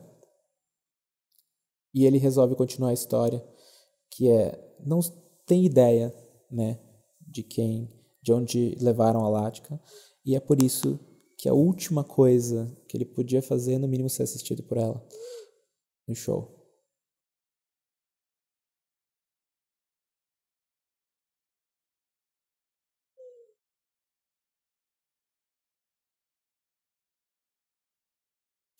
Ok, então chegando na final desse show, ele vira uma notícia muito grande. E por que ele vira essa notícia, né, que tem a ver com aquela decisão moral dele de não ter querido, não ter trapaceado para conseguir e ter desistido do dinheiro, afeta muito tanto a Lática, que está assistindo, quanto a questão ali é de fato o Samil, né?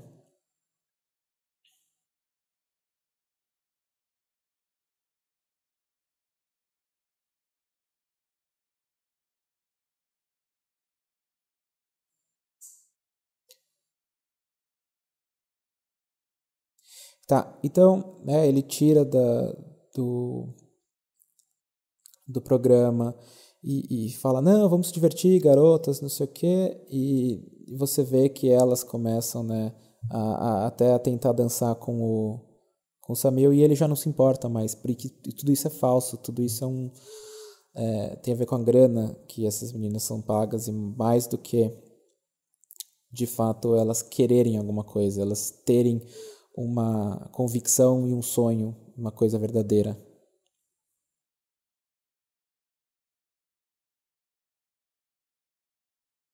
Olha só, ele nunca vai desistir, é isso que ele fala. Não importa o que na vida dele, ele vai tentar aquela uma chance em 1 milhão, aquela chance de ser feliz, de ter o sonho. Então, agora chegamos no momento de decisão moral do Salim, que vai lá, e ao ir lá eu basicamente estou falando que eu vou perder, né, eu vou perder a minha chance porque eu vou te dar essa chance. Então ele passou o filme inteiro tirando as possibilidades e os sonhos do Jamal, vendeu o autógrafo dele e soltou a mão dela, roubou ela dele e até usou ela para uma outra pessoa, e agora ele devolve. Tá? E ele só devolve porque ele vê na atitude do Jamal o, o que ele poderia ter sido se ele não tivesse sido corrompido.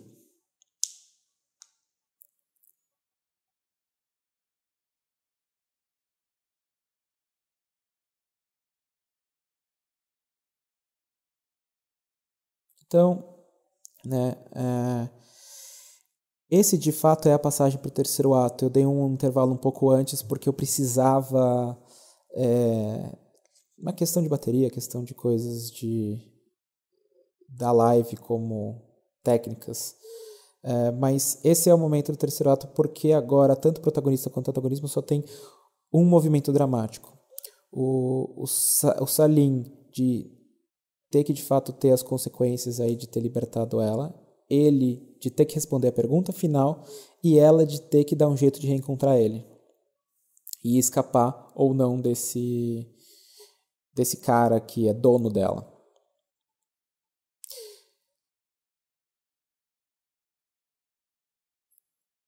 Só que agora, exatamente porque ele conseguiu essa fama, esse status, isso acaba sendo não uma bênção, mas um problema para ele, um conflito, já que ele é inacessível agora. Ele ficou famoso demais. Então, a gente também mostra que isso é um problema em termos de conflito para ele.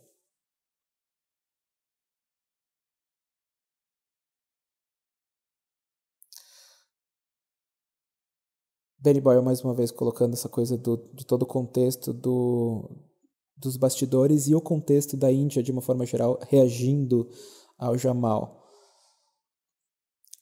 E alguém pede dinheiro para ele.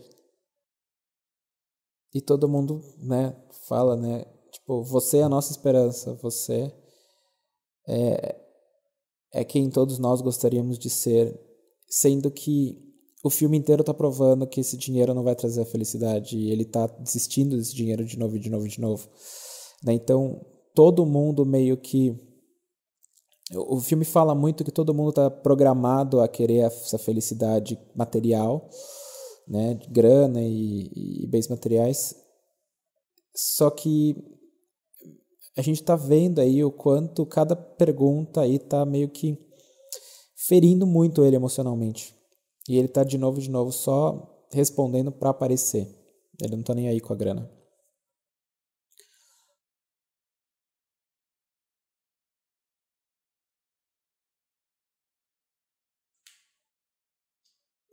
Inclusive, todo mundo do trabalho dele tá assistindo ele.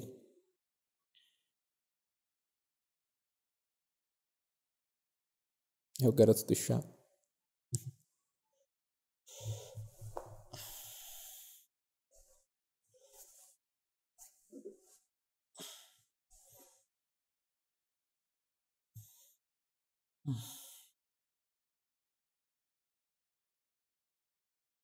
Então chegamos agora no clímax do filme.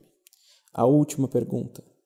É o momento de ápice de conflito, no qual as duas maiores forças do filme, e não importa que tipo de força, não existe bom e mal, tá verdade? Existe a força temática positiva e negativa em relação ao que o filme quer provar, estão num embate no qual uma vai eliminar a outra. Essa eliminação não é física, mas ela pode ser metafórica e ela pode ser emocional também, psicológica.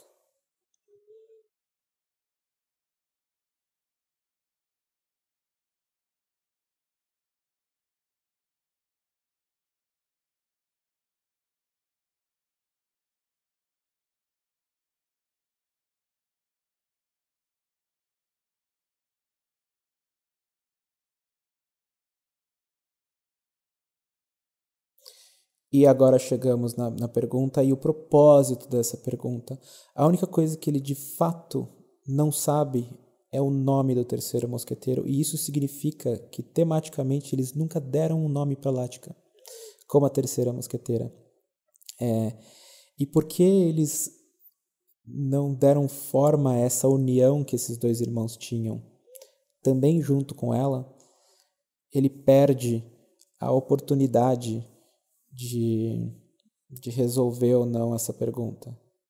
Ela poderia ter sido o terceiro mosqueteiro e tal, E é a pior pergunta possível, mas é a melhor tematicamente. Tá? Essa que é a questão. Quando você estiver escolhendo o seu clímax, qual que é a melhor escolha temática? Não é porque é legal alguém morrer, ou é legal ser triste, ou é legal ser feliz e tal. Qual que é a melhor conclusão temática para o seu filme? O que você quer dizer?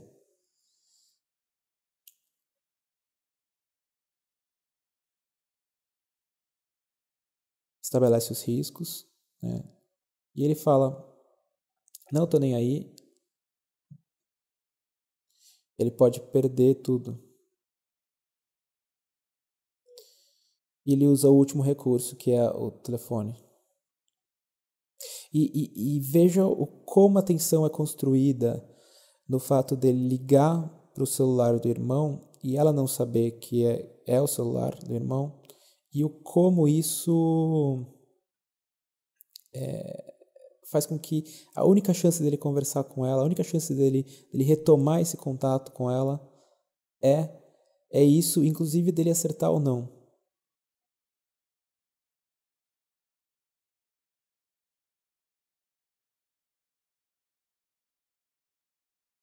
Veja como a gente não corta para o Salim, né? E para a reação dele, mas sim essa corrida dela.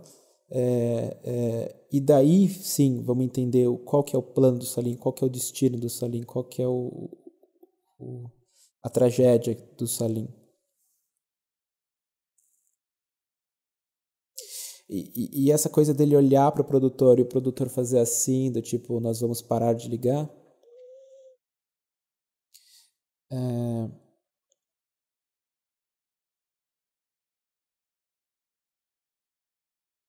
No último segundo, sempre no último segundo, sempre vale a pena vocês fazerem isso.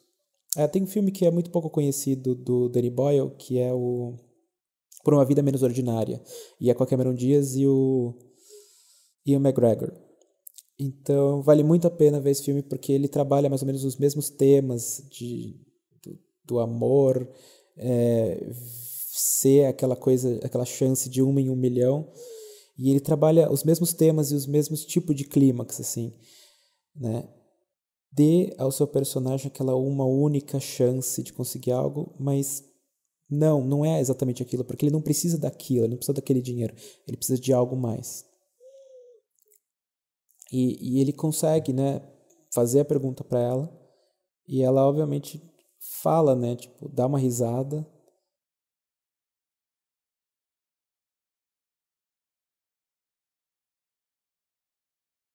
E olha só, é uma conversa extremamente pessoal e ela tá ao vivo para todo mundo que tá assistindo.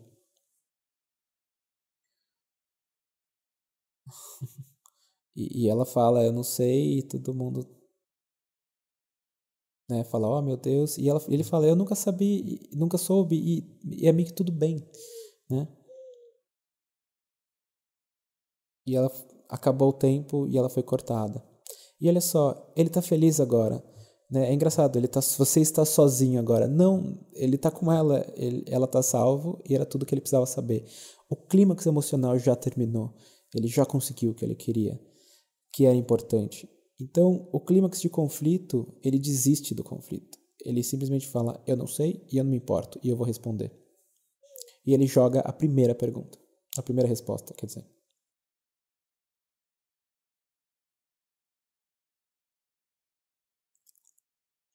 Então, o clímax agora do Salim,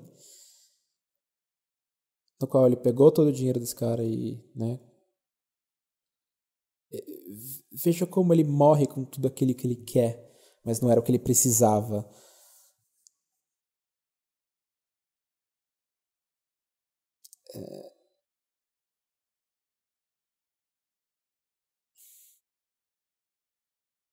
Essa coisa dele morrer sozinho com o dinheiro dele, né? O quanto não tem mais valor aquilo para ele.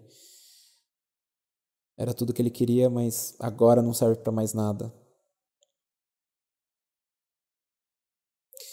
E o clímax, essa coisa de você colocar cortes paralelos, ou seja, duas situações acontecendo com o mesmo tipo de tensão, é extremamente importante quando você está contando histórias que estão acontecendo de uma forma paralela. demonstre que o clímax ele vai forçar uma coisa a acontecer no outro e uma consegue comentar do outro. Então, no segundo que ele acerta a pergunta, é o segundo em que o irmão dele consegue matar aquele cara. Aqui ele não vai ser ele não vai ser o último, né, desses caras que vão estar abusando e tudo mais. Mas a coisa importante ali não é matar aquele cara, e sim levar o tiro e desistir de tudo e falar essa coisa, Deus é grande, Deus é ótimo. Porque a única coisa que ele realmente se importava, que era meio altruísta e não egoísta, tinha a ver com a religião dele. Então ele se rendeu àquela coisa mais altruísta da religião. Enquanto o Jamal recebeu uma coisa meio egoísta, né, todo esse dinheiro, mas isso não significa nada para ele.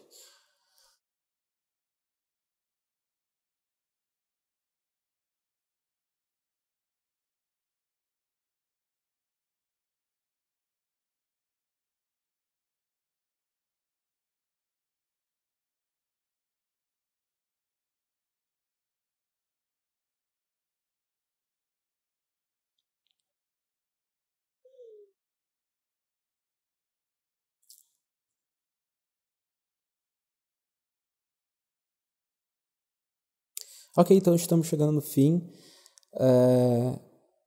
Da mesma forma, né, como é icônico a questão dele todo dia esperar por ela na mesma estação de trem, dentro de milhares e até milhões de pessoas que passam diariamente nessa estação. E agora essa estação vazia, né, após o final do dia, o final do expediente e tal, e ele finalmente é ele e ela, que é aquela coisa que o filme prova muito, né? Tipo, se você tem o destino, se você tem o sonho, por menor que seja, as chances, é mais importante você ir perseguir se aquilo é puro do que se aquilo é totalmente inconsequente, vamos dizer assim.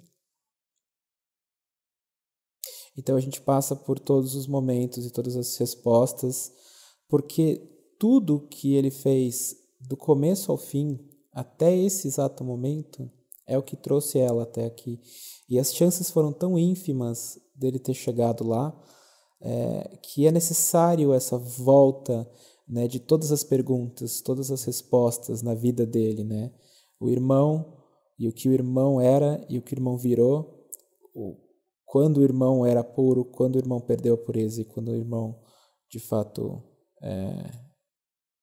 teve a sua redenção, até chegar no ponto das coisas.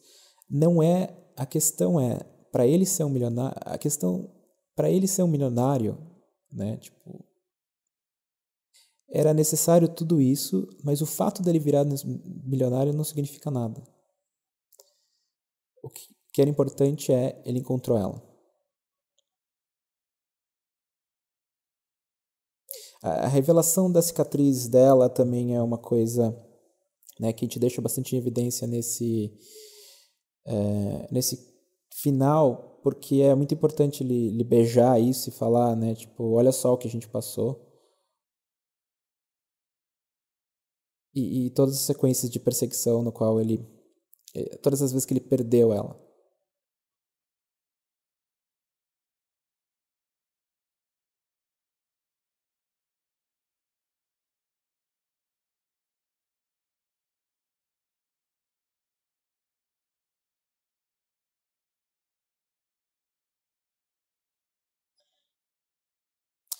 E uma coisa que é interessante e bacana que o Danny Boyle faz é, da mesma forma que todos os filmes,